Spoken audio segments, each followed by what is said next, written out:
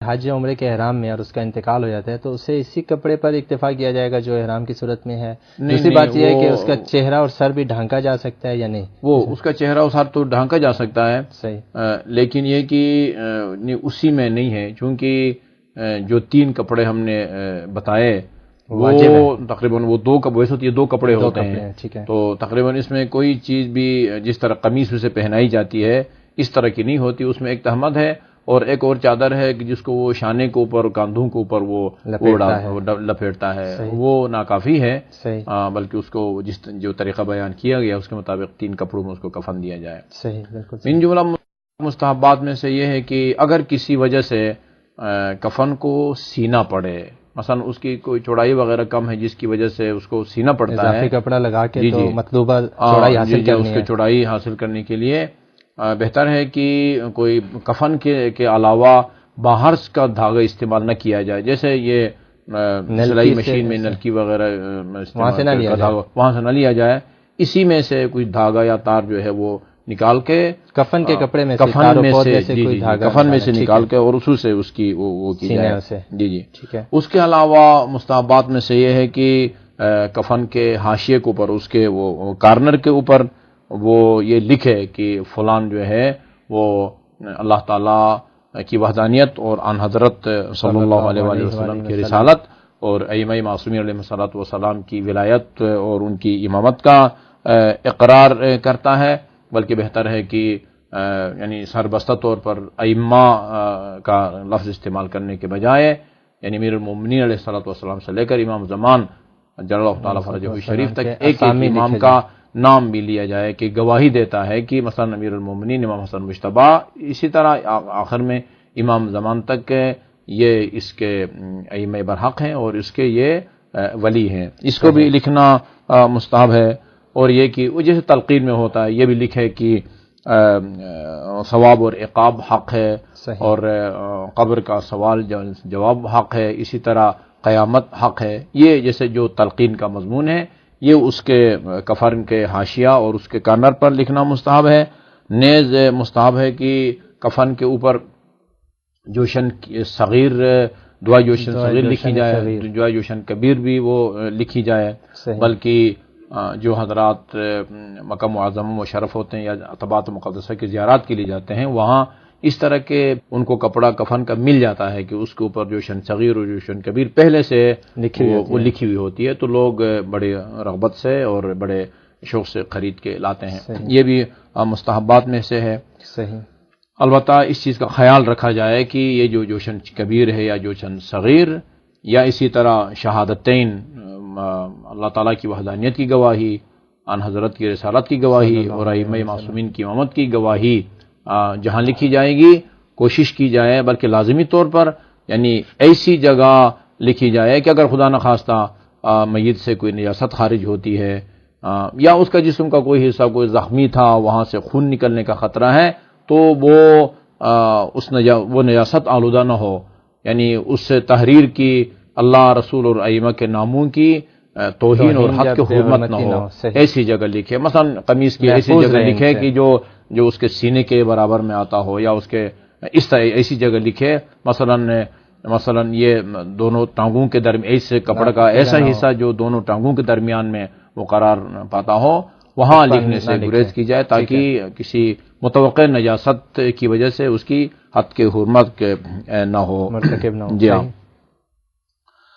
بلکہ بعد نے تو یہاں تک کہا ہے کہ کسی الگ سے کپڑے پر یہ چیزیں لکھ کے مثلا اس کے گلے میں آویزان کیا جائے یا اس کے بازو میں وہ باندھ دیا جائے، یعنی غرض یہ ہے کہ یہ دعائیں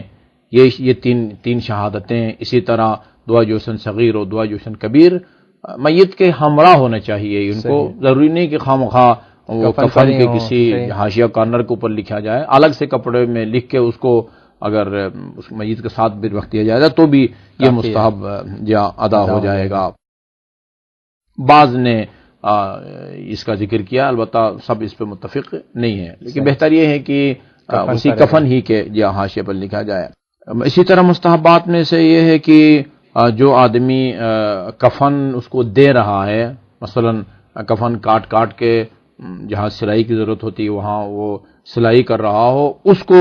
وہ ہونا چاہیے، یعنی باطہارت ہونا چاہیے، یعنی ایسی حالت میں ہونا چاہیے کہ وہ نماز پڑھ سکے، قرآن مجید کے الفاظ کو ہاتھ لگا سکے، غرض ہے کہ اس کو باطہارت ہونا چاہیے۔ اور اگر یہی آدمی جو کفن دے رہا ہے وہی اس کو غسل بھی دے رہا ہے تو اسے چاہیے کہ غسل دینے سے پہلے وہ اپنے ہاتھوں کو مطلب کوہنیوں تک جو ہے وہ اپنے ہاتھوں کو دھوئے، اور دھونے کے بعد پھر مرحوم کو کفن بھی اور غسل اور اس کو غسل دے دے۔ اسی طرح پاؤں کو بھی جو ہے وہ کہتے ہیں کہ 3 مرتبہ دھونا چاہیے، گھٹنوں تک پاؤں کو دھونا چاہیے، اس کے بعد پھر اس کو غسل وغیرہ دے۔ یہ مستحبات میں سے ہے۔ اور اگر خدا نخواستہ غسل دینے والے کے جسم کا کوئی حصہ نجس ناپاک ہے تو اس کو بھی پاک کرنا چاہیے۔ یعنی اس کا مطلب یہ نہیں ہے کہ اگر پاک نہیں کرے گا یہ یا باوضو نہیں ہوگا تو یہ غسل باطل ہو جائے گا، نہیں، مستحبات میں سے ہے۔ اس طریقے سے اگر وہ غسل دے گا تو اس کا زیادہ ثواب ہوگا، اجر ہوگا۔ اور بہتر ہے کہ یا وہ جس حال جب اس کو دے رہے ہوں، کفن دے رہے ہوں، یہ 3 کپڑے اس کو پہنائے جا رہے ہوں تو اس کو رخ قبلہ ہونا چاہیے۔ اور رخ قبلہ ہونے کا مطلب یہ ہے کہ اس کو اس طرح پشت کے بل لٹایا جائے کہ اگر اس کو اٹھا کے بٹھا دیا جاتا ہے تو اس کا چہرہ، سینہ رخ قبلہ جیسے نزا کی حالت، جی وہ اس انداز میں اسے لٹا کے اس کو کفن دیا جائے۔ یہ بھی مستحبات میں سے ہے۔ اب تو کچھ مکروہات ہیں وہ بھی مشترک ہیں، مرد اور عورت میں مشترک ہیں۔ ان میں سے ایک یہ ہے کہ مثلا اگر ظاہر ہے کپڑا ہے، یہ بھی عرض کرتا چلوں کہ مجموعی طور پر جو کفن کا کپڑا ہے وہ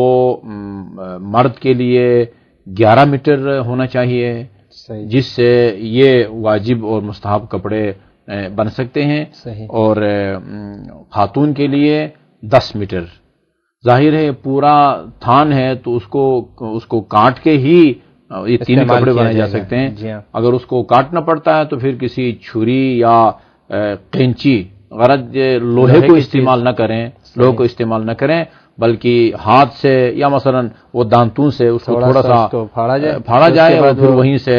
ہاتھ سے اس کو پھاڑا جائے۔ قینچی، چھری وغیرہ لوہا اس کو کاٹنے میں استعمال نہ کیا جائے۔ لوہے کو استعمال کریے، جی حرام نہیں ہے۔ یا اگر کوئی قینچی سے یا کاٹتا ہے نادانستہ طور بے خبری میں، حتیٰ اگر دانستہ طور پر بھی کاٹے تو نہ گناہگار ہوگا، نہ کفن میں کوئی اشکال ہے۔ البتہ مکروہ ہے، ایسا نہیں کرنا چاہیے۔ اسی طرح قمیص کا نام سن کے وہ پھر ایسا بھی نہ کریں کہ آستین نہیں ہوتے اس میں، صرف بٹن بھی نہیں ہے، آستین بھی نہیں ہے، صرف اس کا ایک جیسے زرہ ہوتا ہے اسی طرح ایک حصہ اس کا پچھلی یعنی اس کے پشت کے اوپر اس کو آویزان ہے، یعنی سینٹر میں اس کا سوراخ کر کے اس کو پہنا دیا جاتا ہے، اور گویا ایک حصہ اس کا جسم کے اگلے حصے پر اور دوسرا حصہ اس کے جسم کے پچھلے حصے پر۔ کسی حد تک قمیص والا کام کر رہا ہے، جی بالکل، لیکن فل قمیص نہیں ہے، اس کے آستین نہیں ہے، بٹن وغیرہ بھی نہیں ہے، بلکہ یہاں تک لکھا فقہا نے کہ اگر کسی وجہ سے کسی کو اسی قمیص میں اگر کفن دینا چاہیں تو جو بٹن پہلے سے لگے ہوئے ہیں ان بٹنوں کو یہ توڑ دینا چاہیے۔ یہ جو قمیص ابھی ہم نے پہنی ہوئی ہے، جی فرض کرتے ہیں کسی وجہ سے اس میں دیے جا سکتے ہیں، تو اس میں بٹن نہیں ہونے چاہیے، بٹن نہیں ہونے چاہیے، بٹن جو ہے نا وہ وہاں اتار دینے چاہیے۔ اور من جملہ مکروہات میں سے یہ کہا گیا ہے کہ کافور کے علاوہ اور کوئی، جیسے کچھ لوگوں کا خیال ہوتا ہے بہت کوئی قیمتی قسم کے کوئی وہ عطر یا پتہ نہیں کوئی سینٹ وغیرہ، وہ سمجھتے ہیں کہ شاید اس سے کوئی میت کو فائدہ ہو رہا ہو، نہیں، کافور کے علاوہ باقی کسی قسم کے بھی خوشبو لگانے سے گریز کرنا چاہیے، یا یہ بھی گویا مکروہ ہے۔ اور ابھی پہلے کفن کے مستحبات میں ضمناً عرض کر چکا کہ یعنی رنگین کپڑے میں کفن دینا، خصوصاً سیاہ رنگ کے کپڑے میں کفن دینا، یہ بھی مکروہات میں شمار کیا جاتا ہے۔ اور کفن کا کپڑا پٹسن کا بنا ہو، جس سے یہ بوریاں بنائی جاتی ہیں، ہمارے مثلا بنگلہ دیش میں کہتے ہیں کہ بہت زیادہ ہے، تو اس میں کفن دینا بھی وہ مکروہ ہے۔ اور اسی طرح خالص ابریشم ہو تو اس میں جائز نہیں ہے، صحیح. لیکن اب ریشم جو ہے نا وہ مکس ہو، اب ریشم بھی ہے، اب ریشم کے علاوہ کاٹن یا اون وغیرہ ہے، اور اس میں یہ کاٹن اون کا حصہ زیادہ ہے یعنی تناسب کے لحاظ سے، اور اب ریشم کم ہے تو اس کو دیا جا سکتا ہے مگر مکروہ ہے. مکروہ ہے، یہ مکروہات میں سے ہے. اسی طرح یہ بھی بتایا گیا ہے کہ جب آپ مثلا کسی مرحوم کے کفن خریدنے دکاندار کے پاس جاتے ہیں تو اس سے الجھنا بھی مکروہ ہے. مول تول اور بھاؤتاؤ اس میں، یا بھاؤتاؤ وغیرہ میں الجھنا، اونچ نیچ کے معاملے میں. اور اب دکاندار کو خود خیال رکھنا چاہیے کہ جب ایک مسلمان کو کفن دینے کے لیے کپڑا خریدا جا رہا ہے تو مجھے رعایت کرنی چاہیے، چھری نہیں